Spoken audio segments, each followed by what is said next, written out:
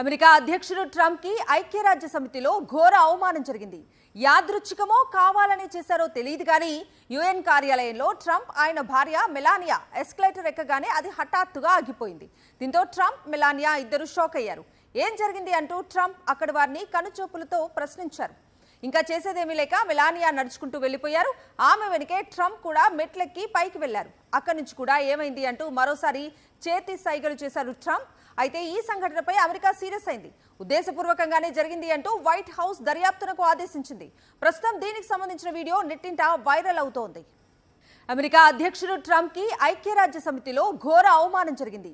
యాదృచ్ఛికమో కావాలని చేశారో తెలియదు కానీ యుఎన్ కార్యాలయంలో ట్రంప్ ఆయన భార్య మెలానియా ఎస్కలేటర్ ఎక్కగానే అది హఠాత్తుగా ఆగిపోయింది. దీంతో ట్రంప్ మెలానియా ఇద్దరు షాక్ అయ్యారు. ఏం జరిగింది అంటూ ట్రంప్ అక్కడి వారిని కనుచూపులతో ప్రశ్నించారు. ఇంకా చేసేదేమీ లేక మెలానియా నడుచుకుంటూ వెళ్లిపోయారు. ఆమె వెనుకే ట్రంప్ కూడా మెట్లెక్కి పైకి వెళ్లారు. అక్కడి నుంచి కూడా ఏమైంది అంటూ మరోసారి చేతి సైగలు చేశారు ట్రంప్. అయితే ఈ సంఘటనపై అమెరికా సీరియస్ అయింది. ఉద్దేశపూర్వకంగానే జరిగింది అంటూ వైట్ హౌస్ దర్యాప్తునకు ఆదేశించింది.